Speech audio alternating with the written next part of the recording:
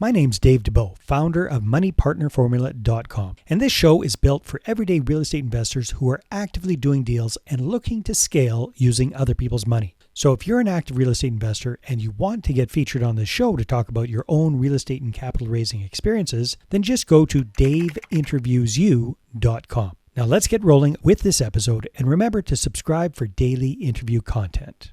All right, guys, welcome back to Property Profits Podcast. I'm your host, Bryce Kaminsky, filling in for Dave Dubow. And have you ever wondered how one investor diversified their real estate portfolio across RV campgrounds, multifamily developments, and international ventures? Well, today, my guest, Don Spafford from Idaho, is here to unravel the secrets behind his unique approach to real estate investing. Don, welcome to the show. Great to have you here. Thank you, Bryce. Thanks for the great introduction there. Happy to be here. Yeah, well, you did all the stuff. I just put it all in one sentence. So, I guess the biggest curiosity for me is tell us a little bit about how you got into the RV campground space, because that's always been a curiosity of me as someone who loves RVing and the whole idea of renting dirt to people and having them pay a pretty good premium to park their big RV on it, Yeah, sure. Well, I guess it goes back a few years. I didn't set out to get into RV campgrounds, but I did start investing in real estate in 2017. I guess my interest for real estate started back in probably 2012, maybe around the time my wife became a licensed realtor and started working with investors as her clients. My background, my education and work experience is all around more like stock investing, so the capital markets and things. That's kind of where I was planning to go with my career, kind of like a financial advisor kind of thing. But as I moved towards real estate and kind of saw the potential there for the power to create passive income and build wealth, I really got very interested in learning how I could do that. Starting with very limited resources, I didn't know what I could really do until I really started thinking more, I guess, outside the box to get creative with solutions. I bought our first property, bought a fourplex in 2017, and then started scaling from there. Got a couple more about a year and a half later. Then got some development projects and some partnerships and things. Around early 2021, I guess I was more pushing towards the traditional, value add multifamily, as most other, I guess, commercial real estate people do. Yeah. I was personally not too, I guess, thrilled by the returns I was seeing. The cash flows for me were just a bit too low, and average about 2x equity multiple on a 5-year hold to me wasn't great, in my opinion. Right, the things I was used to seeing and doing and other things. So I was a little bit maybe pushed back a bit from that, because I was like, I was hoping for better returns overall, because I really wanted to create that passive income cash flow so I could get out of my job was kind of my goal. And so as I was searching for these opportunities, trying to find properties or other syndications I could possibly invest as an LP investor, I one day heard on a podcast, because during that time, actually, as I was working from home, I was listening to podcasts literally all day long. And so around this time, I heard on a podcast somebody else talking about RV campgrounds. And for where I live here in Eastern Idaho, being close to Yellowstone Park, it kind of piqued my interest, I guess, got me thinking more, because many of my neighbors have RVs and go camping all the time. And I saw there's this potential, this untapped group of people that possibly have money to invest, they can afford to buy an RV, and may want to invest in something they enjoy, like these RV campgrounds versus other types of real estate. So that's really what got me interested to want to learn more, and started investigating and researching, and eventually found a couple guys that are now my partners. I guess my initial plan was I thought I could just be the boots on the ground for somebody that may want to buy something in my area, and help them with that, and get involved that way. But turns out, I ended up becoming a partner on with Beyonder Holdings, and we buy them now ourselves. So again, it wasn't really the path I set off on, but it's kind of really what led me to it. Was just when I learned that the cash flows can be much better than just about anything else I was seeing.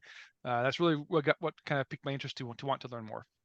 Yeah, and there's also a lot more like separation between unit and land, and there's like a different configuration. So while there's some definite like intricacies in the underwriting, some people prefer like to not even have Because there's some places that are like a mix. It's like all these are like static buildings where they've got like trailers on them.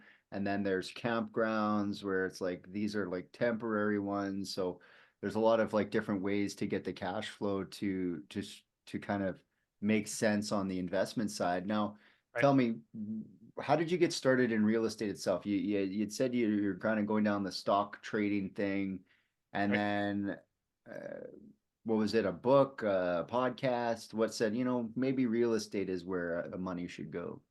Sure. Well, I like kind of as I hinted to is kind of more when my wife became a licensed realtor and started working with investors. Hmm. Kind of her very first clients were investors. At the time, they were doing the BRRRR strategy, right, where you'd buy a house, repair it and refinance it, and so that for me at that time kind of blew my mind. I was like, you can do that? Yeah. I can't Yeah. do that. We can't do it with stocks, So um, I was really very much intrigued. So I started reading some books initially, which is to kind of learn more. Like the Millionaire Real Estate Investor was probably the first real estate book I read, and then read many more since then. But yeah, that was pretty much it. My wife getting involved in the sense of selling these properties to people, and then again, my goal is where I can get the best return for my money. Yeah. And if I can do that through real estate versus stocks with maybe somewhat more control. And that's also kind of what I liked a little bit about it was, I had at least somewhat more control versus, if somebody else sends out a tweet and it makes the stock prices drop or anything, Yeah, um, that's all the uh, thing. People used to bring me stock. People still to this day will message me because they see I'm an investor on real estate side, and they'll be like, "Hey, do you want to invest in stocks?" And I'm eh, like the whole beauty of real estate for me is forced appreciation, being the management. It's pretty much like buying a company that has a low stock value, putting in new management, firing everyone, replacing everyone, getting a new yeah, factory, and then reselling the company. And the stock price is obviously going to get driven up by all that capital investment. So the control is what I really loved, that you could yeah, force the appreciation instead of just waiting for the management team in place at whatever XYZ Corp to get it together. And 5 years says they haven't, so 5 more years says they probably, maybe they will, maybe they yeah, won't. yeah, So yeah, I didn't like exactly. the control, right? So So that, what? that's that. So that Yeah, was go definitely ahead. part of it. The other part I'd say was also just the idea of the cash flow, right? So for even if I invest in stocks, unless I'm investing millions up front to get a good dividend return, I'm not really going to get much income Mhm. coming from those stocks. More of like a long term play. So I wanted the cash flow now, so I could essentially retire from my job or do something to have that income now Mhm. to kind of see to our needs, and obviously more than anything for me long term was be more to know that my family can be taken care of if something happens to me. If I were to, die or get injured, I can't work, then we have some income coming in from these other real estate properties. So that was kind of the other big selling point to me to want to figure out how to do it. Yeah, you seem like a guy who's probably got a whole life insurance though on that infinite banking side of things, right? So, I actually did a podcast with a guy the other day about the whole infinite banking, whole life, and like recycling your money through real estate. Very interesting stuff, but Yeah. a topic for another podcast. The main thing of what I wanted to ask you was what strategies do you employ to achieve these high cash on cash returns? Because that's really, the more Hmm. we talk about cash flow, which is great, far, really overlooked is, okay, how much money did I put in and what am I getting back on what I put in? Because you could put in, it's like, oh, I put in 200 grand and I'm making $200 a month cash flow. Like that's great cash flow. And it's like, yeah, but against 200 grand, it's not a great cash on cash return. So tell me a little bit more about your strategy that you employ to get those cash on cash returns. Yeah. So in speaking specifically of the RV campgrounds that we buy, right? A big part of that is how we buy them. So we typically don't go through brokers. Hmm. So we're buying off market. We're going Hmm. directly to the sellers, trying to, we call up the campground owners, find the ones that are willing to discuss selling, negotiate a price from there, right? And so when we do that, we are buying off market typically around like a 10 cap. And so if we were to buy it through a broker, we're probably around like a 6 or 7 cap. So there's a big difference there in what we're paying for the purchase price. And that pretty much is one of the biggest factors that's going to set us off on the right foot to begin with. Hmm. And the other part of that is the value add that we do on these properties. I mean, we don't just buy them and hold them turnkey, which we could, they would still do well. But to hit those high numbers, That's part of our CapEx plan. So with us, what we do, instead of, in multifamily, you're gonna, maybe replace the flooring and put in new appliances and paint and all that kind of stuff, right? We Mm-hmm. don't do that, right? So we are our value add play is mostly going to include expansion of some types, right? So we want properties to have additional land, so we can add on more RV sites, add in more maybe cabins or glamping options, bring on more amenities, general improvements to the property to improve the efficiencies and operations of it. Kind of taking out that mom and pop owner and putting in a full actual staff to operate it and manage it. Um, so doing all that, once we hit those really kind of high points, once that's all complete, and we're now doing very, very well. That's kind of what helps us get those high numbers. Again, over that 5-year hold period, we're looking for an average of a 12 to 15% cash on cash. So year one, when we purchase that, again, pretty much turnkey right before we really do anything. Typically, we might be between a 7 to 9% in that first year. As we begin our capex plans in the second and third years, those will go up. Usually, we project by the fifth year we're probably near 20% cash on cash in that fifth year, right? So that gives the average over that 5 years, that 12 to 15 kind of average what we target. Mm-hmm. So when you're looking at sourcing capital for these things, it's not, I'm not going to say it's like an alternative investment, but it's not a, they don't run too many seminars on campground purchases. So Right. that conversation for capital, how do you navigate that challenge when you're saying like, I know you know about apartments, but let me tell you about campgrounds? Yeah. Well, to be honest, for the most part, it goes fairly well. I mean, there's a lot of people that are looking for something different.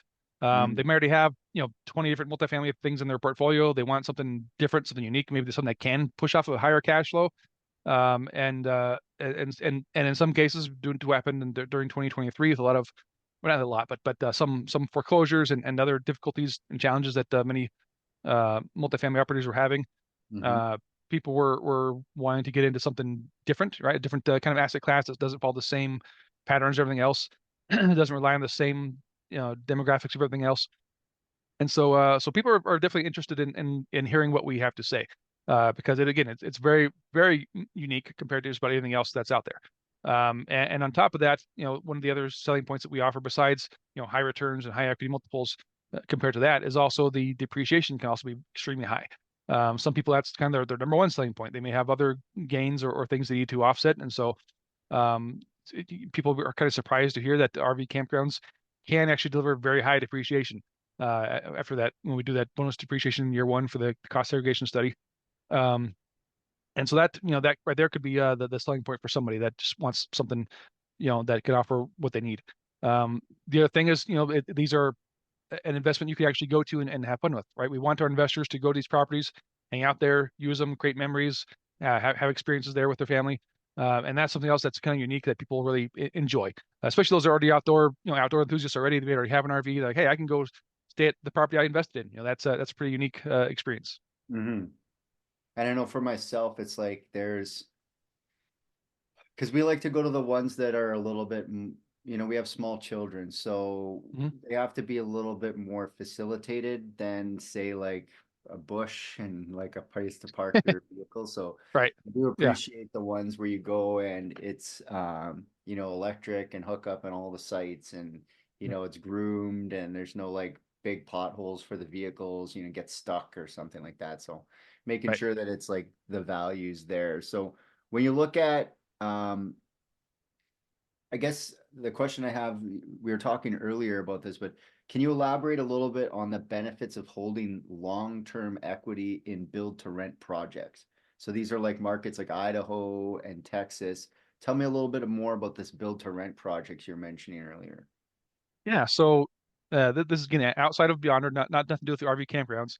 Hmm. A group that I got connected with before I got involved with the RV stuff, does these build to rent projects where we'll build up large communities and hold them long term with our investors. So with those, the plan is that we typically are building a large number of doors. It's, say between 400 to 600 doors or something as part of a project. So not like a small thing. We're building like 20 doors. These are massive projects that typically will go over several years time, right? So you have like typically 3 phases. Um, so with that, the goal of these is that the investor comes in knowing there's no cash flow initially because there's nothing there, right? Yeah, We got to build it, brand new. right? So Right. something that doesn't necessarily need their cash flow anytime soon. But in this case, let's say we have a big development that's maybe over 3 phases, about maybe 150, 200 doors per phase. We'll get that first phase built out in about 3 years, and then get it leased out during that fourth year. The fifth year is fully filled and operating, renting. At the end of that fifth year, we want to refinance that phase of the project, right? We refinance that section, return all of our investors 100% of their capital back. So they get all their money back, but then they still hold equity in that property going forward. So at that point, they are getting the cash flows. They're going to be infinite returns from your cash flows because you have, again, zero money invested, kind of like we referred to earlier. And then, but we hope with the plan is to hold these essentially forever, right, with our investors. So I typically say, at minimum, expect 30 years time frame. So as we finish phase one, we'll start phase two, and then phase three. So somebody could reinvest back in each of those phases and multiply the returns. But the goal is that if we look at the past 30 years of general average appreciation is typically around like a 7% average annual appreciation. And so if we project that going forward, if that same amount were to persist for the next 30 years, about another 7% per year, in these specific markets anyway, I'm referring to, then yeah, somebody could invest like a one-time phase one investment, 100,000, and get their money back. They can take that and reinvest it to either future phases or other things on their own, right? So that money's still working for you. But that equity will grow over the next 30 years or more, and potentially 40x your investment. I mean, it's very easily a one-time $100,000 investment can convert to about 2 million in the next 30 years, right? So so that's kind of what we look at that as a kind of a long-term play. This is I personally look at it like a retirement account for me. I'm like, this money is going to be there. I'll get it back in a short, in relatively short period of time. Same as any other syndication, really. But instead of now having to go take that money, take that gain or whatever, and go find something else, my money is still working for me. That equity is still growing, even though I've gotten $0 in it. So for me, that's a very easily like no-brainer kind of thing. I'm like, yeah, I'm all on board with that. And the goal is, again, to hold it long term. So we typically, for those projects, could give our investors a couple different options of either let their money sit there and ride, getting treated like a retirement account that you're not going to touch for 30 or so years, or those that may want to tap into the equity, we could put them on a different share class that maybe gets a refinance every 5 to 10 years to pull money out along the way. So they're therefore continuously getting new money to go and invest it and do things with it. So so that's why I really like those projects as well, because again, they're ground up, so we don't have to deal with, we're not competing with other buyers to pay the highest price for a thing, right? We find great deals on the land where we can get them at an incredible price, and oftentimes with some kind of a tax incentive from the local city or government to help offset a lot of the costs and things. And then are you building like we, apartments, or are you building like single family communities? What does that look like? yeah, depending on the location, it can be a mixture. It's typically going to have some townhomes or even some single family homes, and then some other apartment buildings as well. So kind of a mixture to kind of cover all variances. When you build that many doors, it's good to have some variety in there. But it's typically all in one general location still. Nice. So what factors do you consider when evaluating potential investment opportunities, both domestically, internationally, with the campground stuff, with these ground up things? What sort of factors matter most to you? Well, if I'm looking for myself personally to invest, right, then it's going to be one, the risk involved. I mean, how risky is this, right? If we're looking to build something like in Ukraine right now, I'd probably say no. But if and then so risk is one. Obviously, the people involved. If there's people I'm involved with, obviously I trust them, so I'm investing. But Yeah. there's other operators I need to have some kind of know who they are, have some kind of trust there. And then of course the returns. Like what kind of return factor are we offering and considering? If I'm looking at similar risk, similar operator connections, then the returns are what's going to be really comparing what I'm going to choose to go with. Because my goal has always been, cash flow is typically going to be my number one priority. If the cash flow is well, then and the risk is relatively low, then I'm probably more willing to look into that. And then second would be, again, like these build-to-rent projects where it's a long-term play where you get a big equity play on it, but still somewhat lower risk because I get my money back in a short period of time. Yeah. So, people love to hear, success stories. You got, something that you can walk us down memory lane, your most memorable real estate success story, how it shaped your approach to investing, which is, I think, important. Boy, hard to say that there's still a lot of things that are kind of early on right now that really considered favorite yet. I'm sure at some point here in the next few years, one of these really stand out as the favorite. Like as you mentioned, I am involved in some international projects as well, which could be potentially very great once that's done. But I'm not going to count that until it's actually done. Mm-hmm. Don't want I've to got jinx it.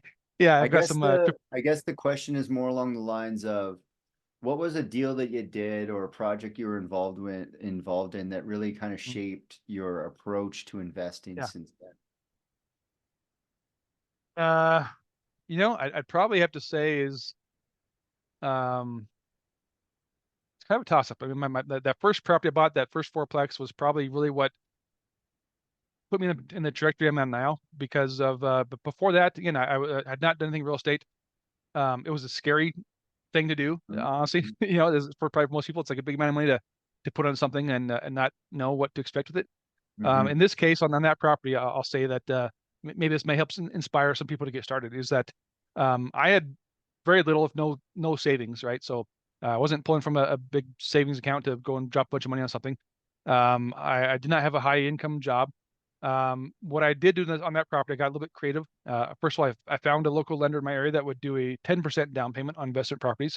Mm-hmm. So I didn't require, 25% or anything like that. This was an off market property I found, first of all. Got the local lending, and then I took a loan from my 401k for most of that down payment, right? So Mm-hmm. I didn't have savings, but like, well, there's got to be a way I can still do this. So You I got figured, hey, creative with I it. can borrow Right from on. my 401k, take a loan, pay myself back, use that to purchase that property, and that was really what, once I got past that fear. That the fear was still there literally till the day before closing. But Mm-hmm. I reviewed the numbers and I was like, these numbers work. It makes sense. I've got to take that leap of faith to get things going to really go where I want to be. And so I was like, let's do it. So I got past the fear. We closed that property, and that's really what set me up. Breaking past that fear barrier is really what opened me up to start buying out of state and doing other big things, reaching out to people I didn't know to try to partner on things. And that property, again, I bought it in 2017 for I think about 270,000, I guess, approximately. That property is now worth probably close to 600,000. I refinanced it a couple years ago, pulled out well over six figures. Again, I put like $26,000 down on it at the time. I pulled out over 100,000 on a refinance, and I've redeployed that money back into some of these other projects, like some of these Mm-hmm. built to rent examples, so I can multiply that more. So that's really what I'd say is overall the biggest success so far, because that's what got me started. That again produced What good became cash most flow from that. real, It produced right? more to do more, and it's kind of that is alone has helped me to show people what is possible. You can start with nothing. You can what it can do for you on the refinance and all these different things that can set you up to do. So that one's always been will probably always be my number one property, I guess. Were you tempted to just take the money and buy a boat? I was not. If I was younger in age, maybe, but but I was like, no, I want to use that money to go and keep it building and do more. That was always the goal. I wanted It's that money to easy. keep rolling and doing more. Yeah, So it's like winning at the casino. You got this money, you're like, let it ride. Let's put it back in. Let's see how big we can get this thing to go. So, yeah. um, when we look at the real estate market, especially with the build to rent stuff, um, in what way do you see the real estate market evolving, when it comes to interest rates? They're blocking Airbnbs here and there, and things are always changing. How are you staying adapted, or rather, how much does the real estate market evolving matter to your campground stuff? Like, are they separated in that sense? A little bit, yeah. Because we're not dealing with typical renters or home buyers. These are more the disposable income, vacation kind of getaways. So, and they're relatively affordable for as long as you have an RV, or if you don't, again, we have cabins or some Mhm, properties have mhm. hotels on them. So it's still a relatively affordable vacation getaway for somebody that wants to just get out a couple hours and go have some fun, right? So that will always be pretty much a staple. Pretty much an easy property to create income from, Mhm. without much concern on the economy or anything else, because people are still going to go camping and still Bylaws go and stuff vacationing, like right? So that. Yeah. for the built to rent, on the other side again, we'll talk about residential or housing. Um, with the current environment, and we don't again nobody knows for sure what's going to happen in the future, right? So, Yeah. but currently, yeah, interest rates are high, prices are high. It makes it very difficult for somebody to get in and buy, especially like their first home or something. If this was the current environment when I bought my first home, I wouldn't be able to afford to buy anything. And so therefore, rentals will continue to do well, I think, for that reason. In this case, these built to rent, what we like about them is that, coming on the market, it's going to be a brand new product, right? So people were like, hey, I'd Yeah. prefer to live in a brand new place than, 30-year-old apartment. That and it's going to have great amenities. We don't just build these out to be just a bunch of apartment buildings. There's lots of Workout a rooms. community feel. Yeah, there's Yeah. the walking trails, splash pads, all these kind of things. It really feel like a full-on community there. So people want to live in these. So I think those are going to do very, very well, especially in the specific markets we target, that are growth markets where there's a good base that people are looking for affordable housing, that would prefer to live in something new and that has great Mhm. amenities. And so I think kind of, there's a lot of people that are doing some build to rent right now because even in most cases it makes more sense financially to kind of start from the ground up and build it than to buy an existing property and spend much money to fix it. Only because as long as you can withstand that period of time where you don't have income, you got to have those construction costs, right? But long run, those will provide much higher returns, I think, than your standard value add purchase, because also part of that is you're not competing with other buyers. Mhm. Usually, with the land, you can find the land, and you typically not competing with like 20 other offers to buy it, right? So makes it much better to find those great opportunities to build a great property and have great returns for the investors. Now, on the capital side of things, we're talking about seven figures at least, multiple seven Hmm. figures. Yep. Early on, after like in 2021, 2022, the investors kind of like rolled back a little bit. Interest rates went up and they Yep. started sitting back in their chair going, I'll wait. Are you having challenges raising capital for either of your ventures these days, being that interest rates are like this and fear on the news about things changing is kind of keeping people still on the sidelines? What's your opinion on the whole thing? Yeah, there's definitely been a lot of that. We saw it kind of near the tail end of 2022 and pretty much all through 2023, where a lot of, I guess what we call retail investors, right? Just individual people like you and I, Mhm. um, that were a bit fearful because, like you said, with the interest rates being a concern, especially a lot of what they were seeing on the multifamily side with, foreclosures and things happening, operators that were withholding distributions or doing capital calls, right? All these things were kind of creating a lot of fear, which made it a challenge because even though we were, again, in the space that's not related to most of those situations, they still in their minds are relating it still an investment, still syndication, Yeah. still real estate. So I try to explain, hey, we don't use bridge debt, we don't do these other things, so there's no concern, we're not gonna have those kind of problems. But And that's but it's easy for still you to like say, right? Because you're like, oh, we exactly, don't yeah, use yeah. this and that. And the investor's like, but you're talking about raising money for real estate, right? And you're like, yeah, but Yeah, yeah, yeah. Well, that, and then sometimes, I ran into a lot of people that were saying, yeah, they're in some of those bad deals, and so they want to hold on to preserve some cash in case something Mhm. goes wrong there. They've got money to kind of cover their needs. So that definitely affected it quite a bit. For me personally, because of that, I made a kind of a shift, where I was focusing more of my time on like the family offices and private equity groups that have millions of dollars to invest that aren't fear of what's going on, rather than spending all my time with retail investors. So I Mhm. made that transition, started seeking those out, and have had a bit more success with that, because these big groups that have millions of dollars sitting around, they have to put it to use somewhere. So that Yeah. they understand, they know the fear, they know the risk, so they're more willing to participate than an individual investor that, that's their life savings there, right? Yeah. So that made it a bit, helped us out a bit through some of that. Um, but definitely, again, it was still definitely was a challenge. It still is today. There's still some people that are still kind of waiting and waiting to see what's going to happen, which is unfortunate because there's, in those times actually is when probably the best opportunity to invest, because with all that happening, it makes the purchase price a bit Yeah. easier Keep because the sellers keep can't sell this to waiting. anybody now, Yeah. right? Keep The longer waiting. you We're wait to get okay. started, the longer it's going to take to get your dreams. So Yeah, they can keep waiting and we'll keep buying, and all we can do is present the opportunity, and if they don't see it as an opportunity, then yeah, maybe we didn't do a great job of presenting it, but at the same time, they got to see it too. So when you're dealing with your capital partners these days, what sort of things do you have in place to provide that transparency so that they reinvest and that they can give you a good, hey, I don't have any of the problems you're talking about. Um, what are you guys doing on the campground side of things, or even on the build to rent side of things, to give that transparency to alleviate those fears of investing?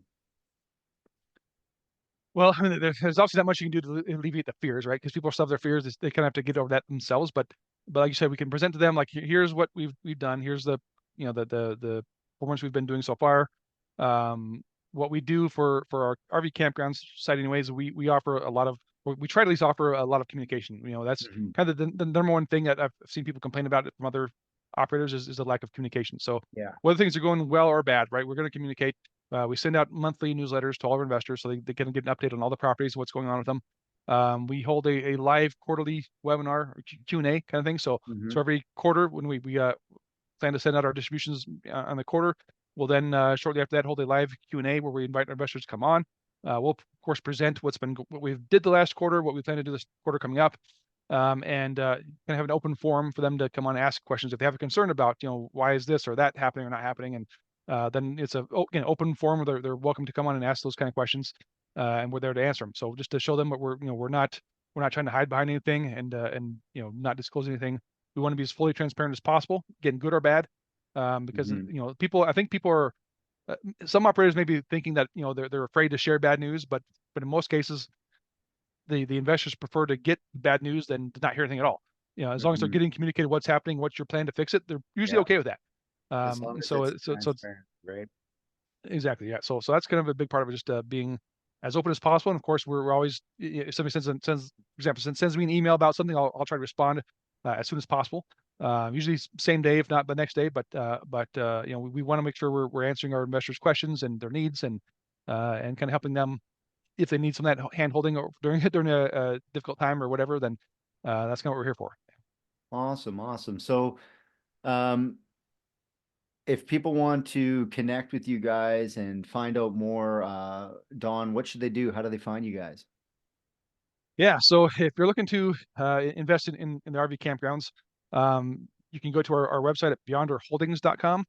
And then on there, you'll see kind of some information about us. There's some tabs or some buttons you can click to schedule a call with someone from our team. Or if you just want to connect with me directly, you can find me on LinkedIn. I'm very active on LinkedIn. Pretty easy to find me there. And you can also send me an email. If those can see the screen, I've got it here on the screen behind me. Don@beyondercamp.com.